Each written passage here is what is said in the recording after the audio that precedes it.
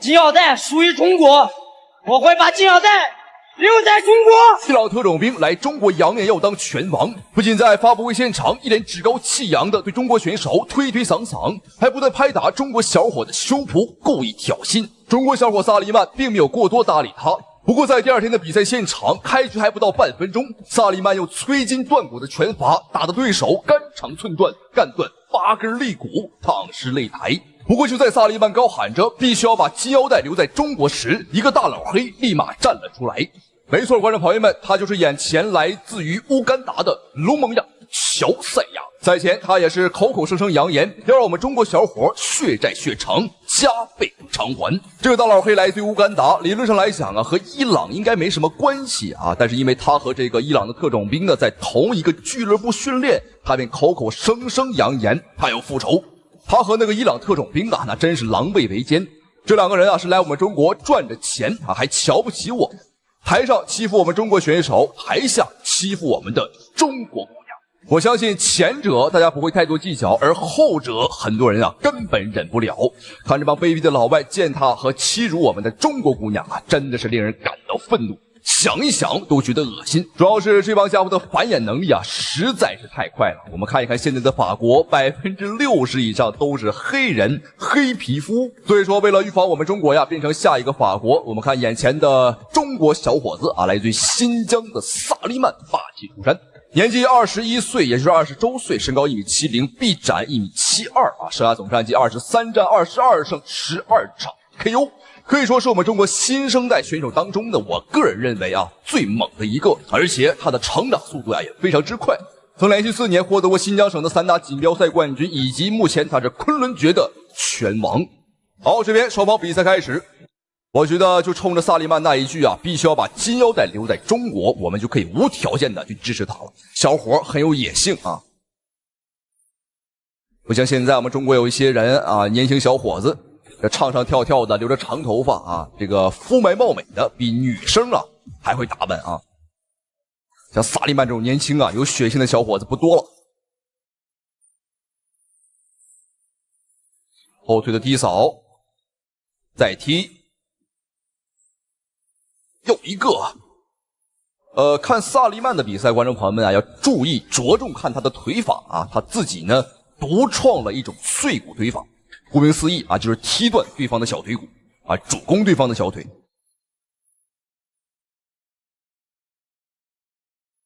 对方的腿很长啊，踢起来也很方便。哎呦，这一下是重心失衡，并不算萨利曼呢把对方踢倒，不过没关系啊。这个大老黑啊，他的泰式风格还是比较明显的啊，双手的报价呢拿得比较高，这是一个纯泰式的风格。但是你能护得住上面，我们不打呀，我们专踢你的腿。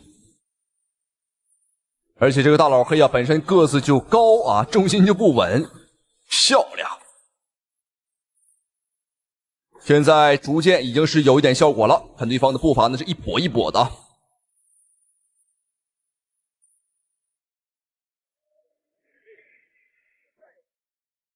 刚刚的换拳啊，萨利曼是有一点点吃亏啊。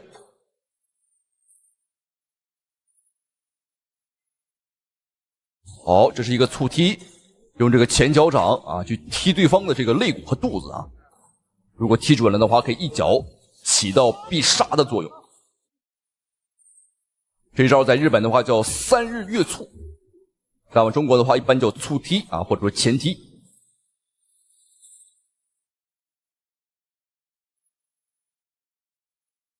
好，萨利曼的拳很猛，打得对方抬不起头了。漂亮漂亮，连拳带腿，再见一个低扫腿。这个卢蒙亚乔赛亚在我们中国目前是4战全胜。这一场比赛，我希望萨利曼啊，干脆给他打废啊，给他打回乌干达。原本在乌干达连饭都吃不起的货色，来我们中国挣到钱了，就开始瞧不起我们中国人。这种白眼狼啊，我觉得呢不可留啊。漂亮，一拳一腿，这连拳带腿的穿插进攻啊，让这个大老黑是防不胜防。我们看，这是第一次击倒啊，是重心失衡。萨利曼的拳很重啊，打得对方呢是栽栽愣愣。萨利曼的拳的确是够重啊，因为上一场比赛呢打伊朗特种兵的时候啊，他仅用了20多秒，不到30秒就 KO 了，打断了对方呢是8根肋骨啊，根根断裂。好，现在是第2回合了，看一下萨利曼的表现。好，要小心，这个大老黑在第2回合攻势很凶，打完就搂，还会进行一些袭击的动作啊，不给萨利曼呢发挥腿法的机会了。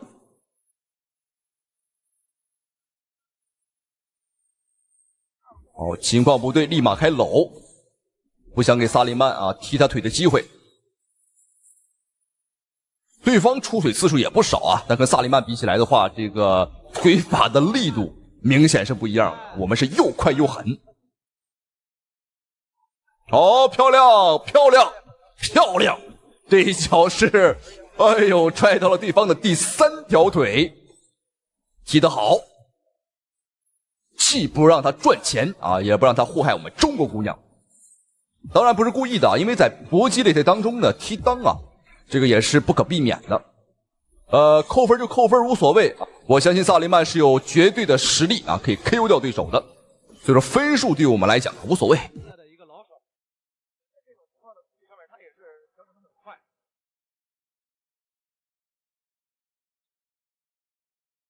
很明显啊，萨利曼的整体节奏呢要快对方很多，而且我每一次都能先手，节奏在对方之上。漂亮，前手打中，上步，哎，连拳带腿，漂亮，很清晰的读秒，把对方打跪下了啊。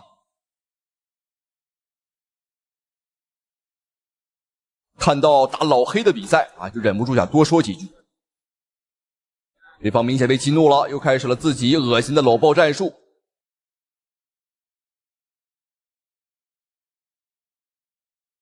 打法很脏啊。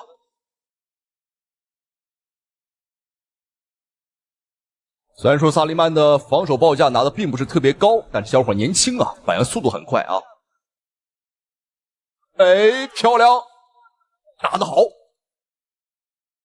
不过这一脚观众朋友们也看得很清楚啊，不是故意的。你不要老把你们的裤裆往我们腿上撞啊！不过刚刚这一脚看起来没什么问题，不过说句心里话，我希望他呀有点问题啊，让他呢中国挣钱中国花，直接把钱啊男科医院啊全部刷光。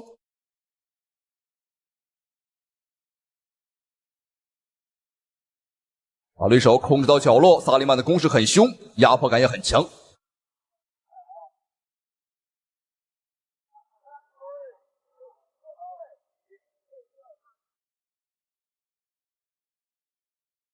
好，这边第2回合比赛结束，萨利曼的断骨腿法呀，果然是名不虚传。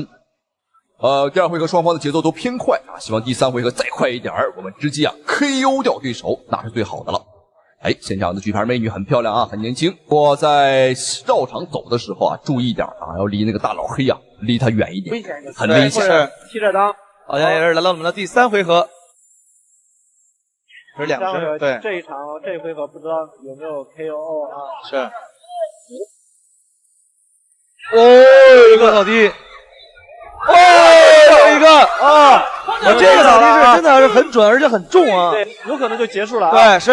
所以就像刚才说的，这一场回合如果 KO 他的腿啊，你看这个卢蒙亚啊，你看他的这个手这个腿的话，已经是把它提起来啊，要去防着对方的这个扫地腿。啊，再来了一个了，很大了。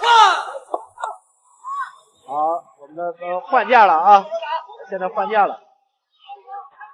好，一个换架。一个跳踢。啊，想做转身啊。嘣嘣！哦，距离太近，对，距离过近，对。你看他这时候你再做转身蹬的话，没太大的意义。是。直接还是用这个低扫腿。啊，又来一个！哦，我们裁判叫停的比赛也是这个扫踢啊，也是。好，观众朋友们没有问题。我们的中国小伙萨利曼在比赛第3个回合啊，连续3次读秒，用自己的碎骨腿法彻底啊踢废了对方的双腿。让我们恭喜萨利曼啊！同时十分感谢屏幕前啊您的收看与支持。那么下期视频再见。明天你的对手就是来自于中国的张伟丽，你对此有什么特殊的准备吗？实在是太可笑了。这种货色根本没有资格来和我打比赛，我根本不认识这个娘们儿。只要她是一个中国人，明天我就会把她打进棺材里。好，各位屏幕前的观众朋友，大家好，欢迎收看本场比赛，这一场非常精彩的中日大战，没有错，又是一场暴打小鬼子的精彩对局。那不过本场比赛并不是普通的小鬼子，而是一个猖獗至极的女鬼子。好，我们看这个佝偻着腰的，好像鬼子进村，一脸横肉，没有错啊，他就是猖獗至极的佐佐木人子，39战39胜的日本拳坛王者。我们看，这个家伙好像有多动症。赛前对方的佐佐木人子表示说我不认识张伟丽，我也不知道他是谁，这种二流货色不配当我的对手还说什么我不管张伟丽是谁，反正他是一个中国人我就肯定会打废他。好，这个小日本怎么这么猖獗？这场比赛他猖獗的原因是因为这个主场是日本的主场所以说他呢是有着很大的优势，裁判、观众以及打分人员都是日本人所以说这场比赛对于张伟丽来讲呢非常的不公平。好，没有错，比赛开始，来看一下蓝方选手张伟丽，蓝色拳套，红色拳套就是日本选手佐佐木人子。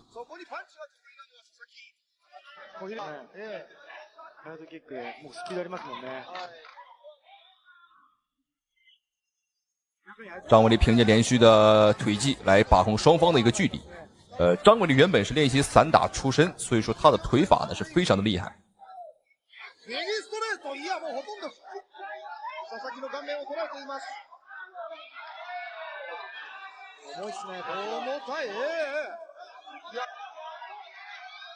乗り込んできてますからね。ここがアウェーですから、もう倒すしかないということですね。そしてクラッシュがどういうリングなのかというのももうすでに理解しているというジャン・ウェイリー選手ですね。まずその横蹴りからこれからこの後関根さん何が出てくるか。连续侧踹，那这个招式的话是典型散打当中的一个招式。双方在第一回合换拳的话，是明显是张伟丽占优势不仅我们打得更准。好，我们看，什么情况？一拳打翻，在最后的时刻，张伟是抓准一个机会。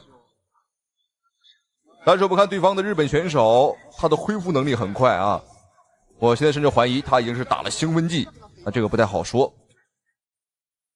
两人的作战风格是很不同的对方是纯泰拳我们这边的话是散打加自由搏击。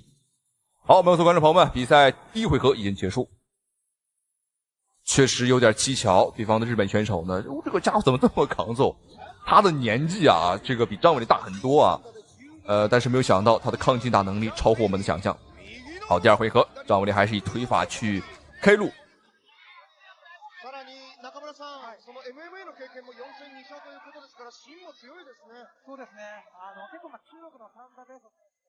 张伟丽这边的话是连拳带腿，整个打法上的话连贯性是非常的不错。我们看，这个日本选手的鼻血，我们看对方的鼻子流出了狗血，他被张伟丽打的这个打断了鼻梁。そうですね。サンダはリングじゃないと思うんですよ。リングって逃げられないですよね。で、こうなってくると足が止まってくると、捕まえられますよね。徐々に足が止まってきたと思いますね。そうですね。佐々木が前へ前へというところ、右をかわして右、さらに膝というのが佐々木です。関根さん、佐々木の時間がやってきたようですね。ウェイリー選手ね。全力で振るから、ちょっとスタミナが。虽然说对方的日本选手呢是被打出了狗血，但是这个家伙反而是越战越勇。但是我们看张伟丽的体能下滑呢是非常的明显。这和他以往的这个比赛状态和竞技状态是不同的。可能是客场作战，那在心态上是受到了影响。好，我们看还有最后半分钟的一个时间。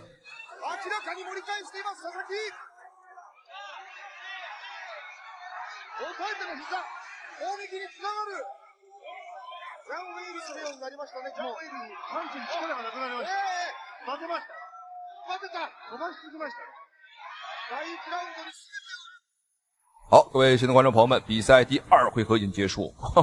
我看对方的日本选手还是顶着鼻血，第二回合张伟丽在前半段是打得非常不错，但是后半段啊体能上是出现了断档。据说张伟丽在参加本场比赛之前，他是发生了一场高烧，而且呢，为了减重啊，他是48个小时没有睡觉啊。所以说现在的话，他可能是有点低血糖。好，我们来看一下最后一回的表现。好，连续侧踹，通过这样的一个战术和对方把持距离。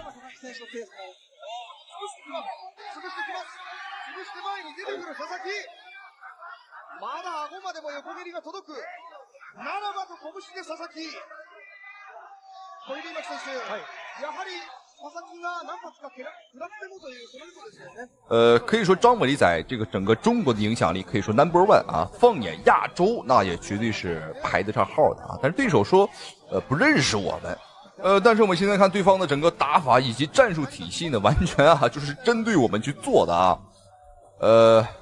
好好看，张伟丽要注意防守就可以了。还有最后1分钟的时间，前2回合我们是有优势，只要不被 KO 啊，这个比赛拿下来还是没有问题的。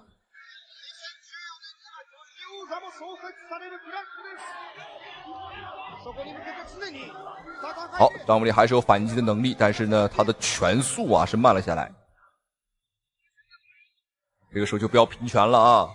最后的30秒，张伟丽是一个看到日本选手绝对不可能防守的这么一个性格。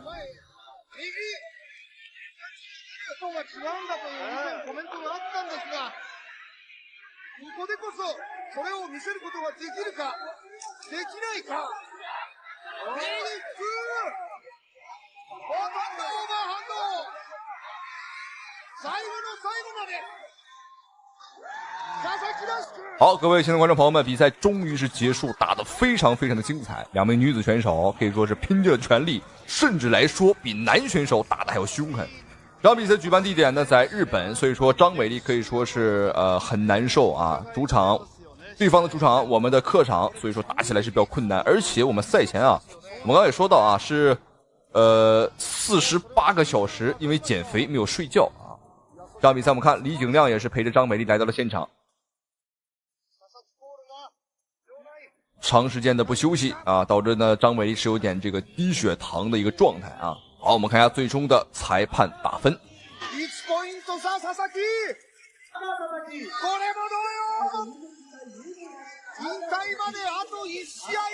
好，这场比赛非常的可惜，可能说张伟丽的状态并不是很好，但是虽败犹荣。那这场比赛实际上啊，那判给谁赢都是没有问题的，那这个比较属于分级判定了。只能说张伟丽今天的状态并不是很好，而且是客场作战啊。如果状态满的话，很好的话，肯定能击败对手啊，是不成问题的。但是状态不好的情况下，两个人啊，这个打平手是没有问题的，但是裁判却判给了对手。没有办法，这是日本的主场啊，我们只能是接受这个结果了啊。好，那么这场比赛到这里的话就结束了，咱们下期视频不见不散。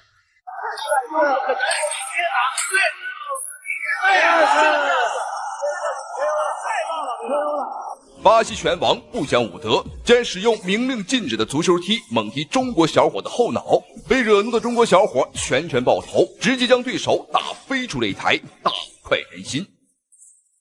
有请蓝方，来自巴西的 Bruno Miranda。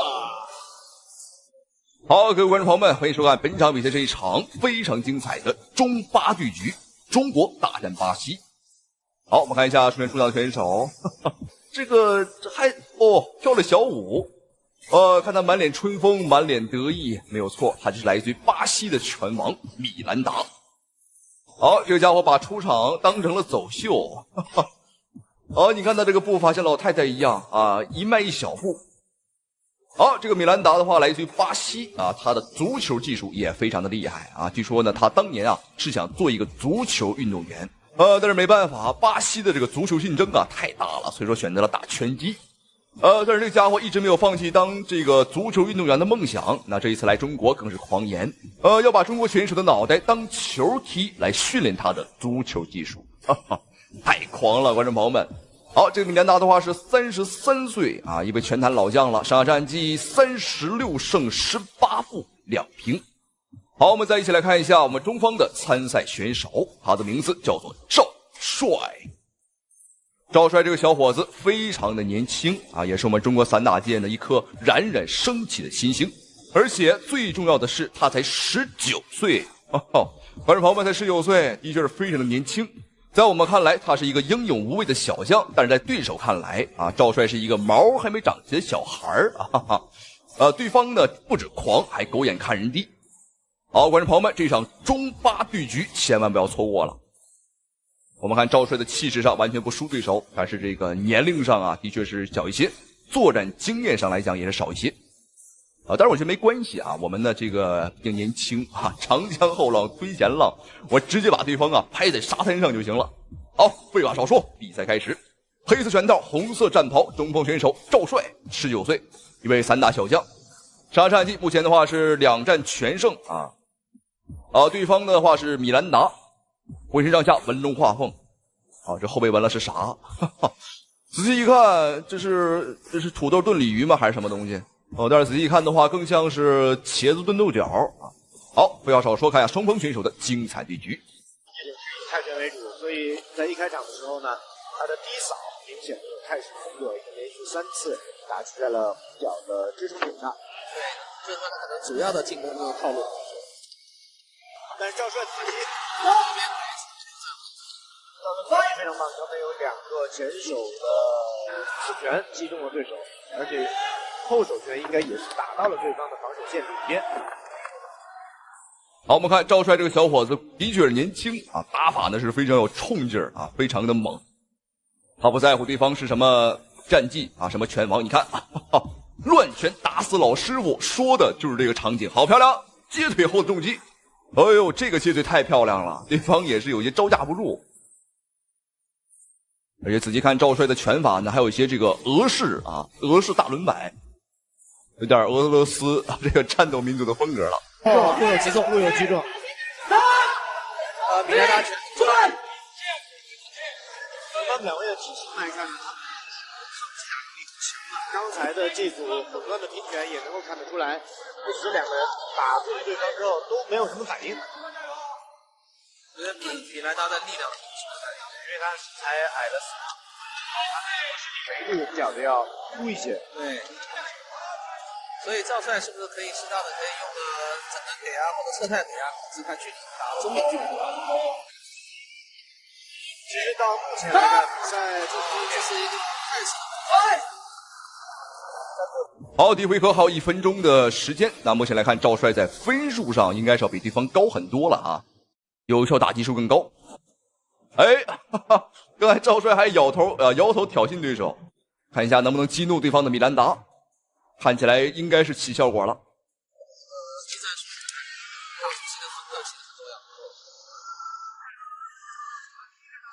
对，赵帅实际上可以多用先去打中远距离，可能对他更有利。即便是这个巴西的这种踢法，转身腾空后扫踢，这个在比赛里面非常少见。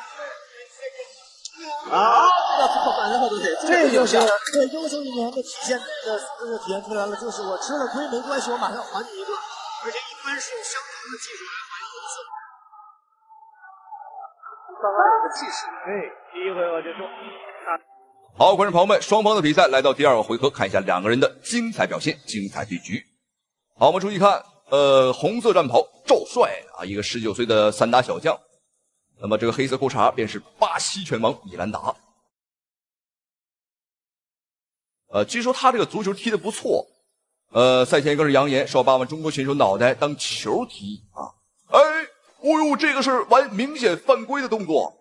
刚刚对方有一个足球踢，但是裁判并没有扣分。然后这个家伙真是手段歹毒，这是明令禁止啊，而且是一个违规的动作。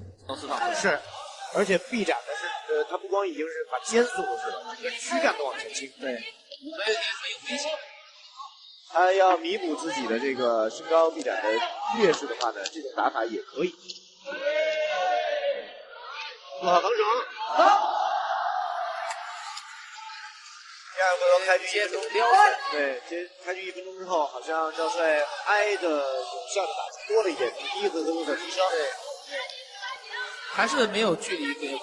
是因为他的意图是似乎是我支撑腿挨一个低扫踢之后，冲进去换一个拳，对，冲进去打拳。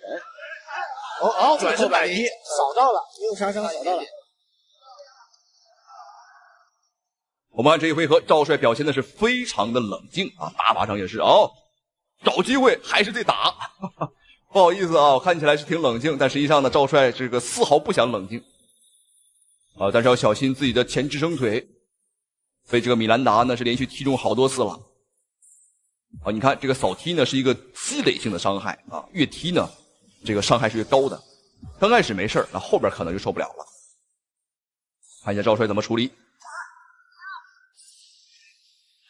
他的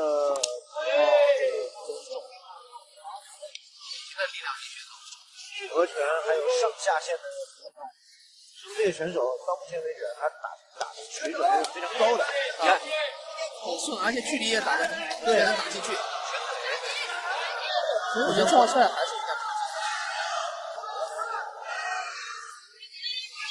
也可以用一下正蹬或者侧泰腿，这个距离不是也可以进行。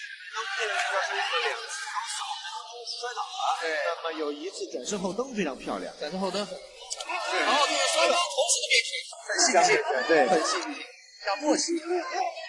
好，这么好，在绳圈上面的合拳进攻。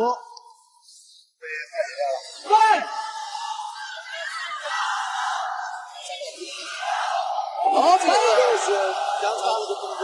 好，观众朋友们，对方把这个踢足球的招式啊都拿出来了，倒挂金钩啊，舍身踢，有点意思啊。对方真是把这个比赛当踢足球了。好，第2回合比赛结束。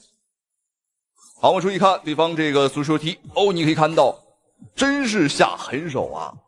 我觉得这种人完全可以给他禁赛啊，以后不要让这种人来中国参赛，的确是太坏了。好，观众朋友们，看一下双方第3回合的精彩表现，精彩对局。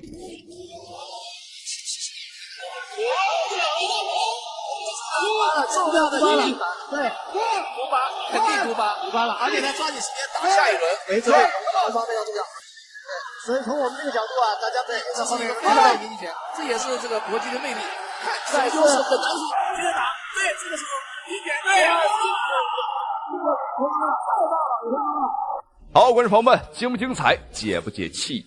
对方扬言说把我们中国选手脑袋当球踢，结果自己脑袋反被当成沙袋一样暴打。我们看对方都打飞出擂台了，这算是进球了吗？观众朋友们，算是进网里了是吧？这场比赛让我们恭喜赵帅进球了啊！好，同时非常感谢屏幕前您的收看与支持，咱们下期视频再见。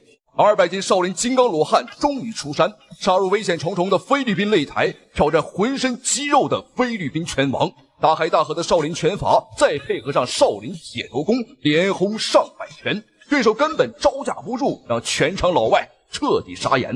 好，观众朋友们，我们注意看眼前这个浑身肥膘的光头壮汉，没错，来自我们嵩山少林寺的金刚罗汉唐大瑞，法号智空。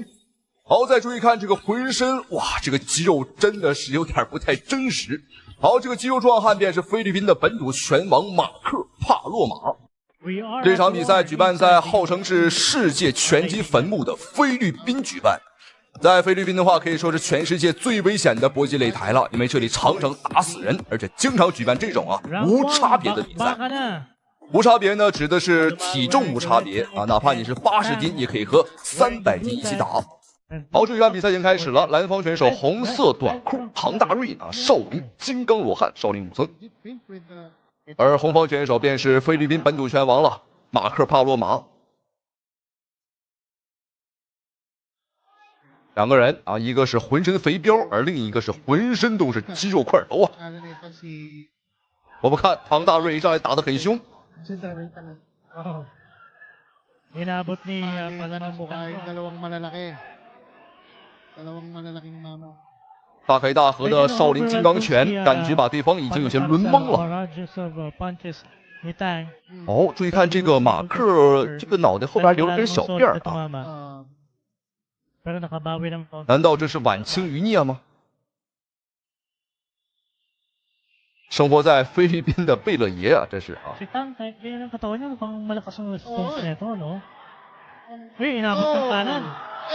哦，唐大瑞吃了好几拳，但是他扛住了。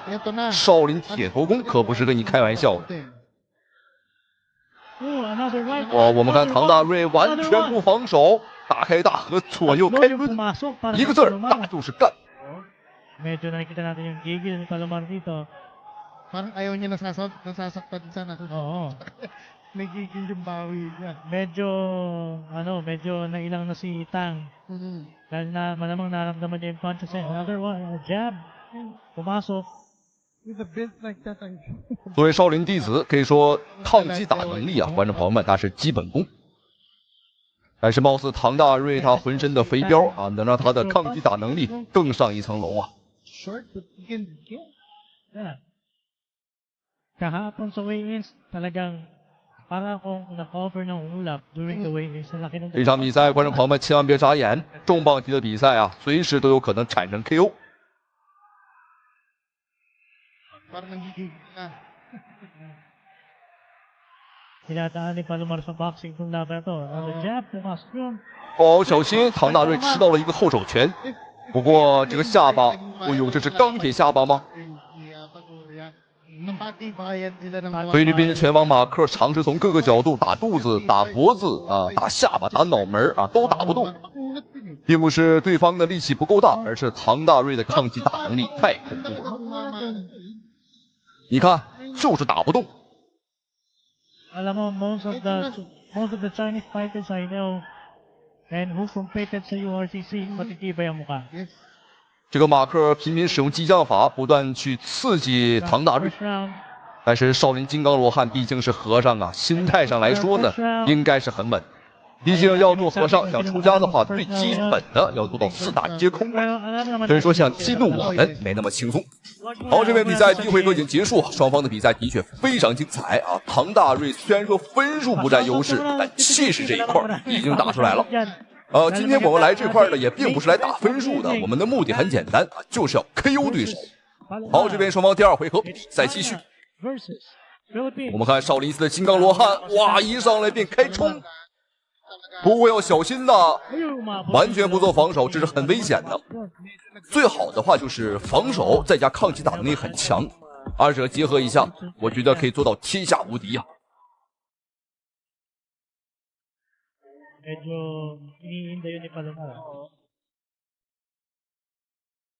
唐大瑞的打法风格和他的这个外形，观众朋友们真的是一模一样啊，非常的粗犷啊，非常的这个狂野。 有一种这个鲁智深的感觉。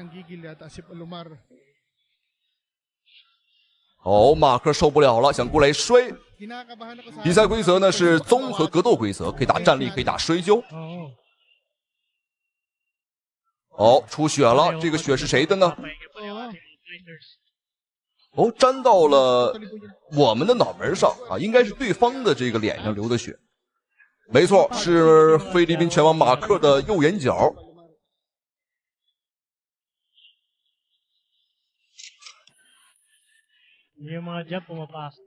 好，继续大开大合。哦，唐大瑞小心，有些晃了，有点晃。哦，反手一拳，对方晃了。Oh my goodness! What happened? 唐大瑞武松打虎。哦，对方已经没有能力反抗了，比赛结束。哇，非常精彩！客场作战，少林武僧拿下了胜利。这是唐大瑞第一次打比赛，而且还是第一次出国打比赛，真的是非常不容易。虽说是习武中人，实力很强，但毕竟是比赛呀，比赛是有规则的，对我们的功夫啊，对我们的实力有着非常大的限制。 在上场之前，唐大瑞只提了一个要求：如果打赢了之后啊，必须把5星红旗给他披上来。虽说是少林弟子、少林出家中人，但他毕竟还是一个中国人。好，恭喜唐大瑞，咱们下期视频见。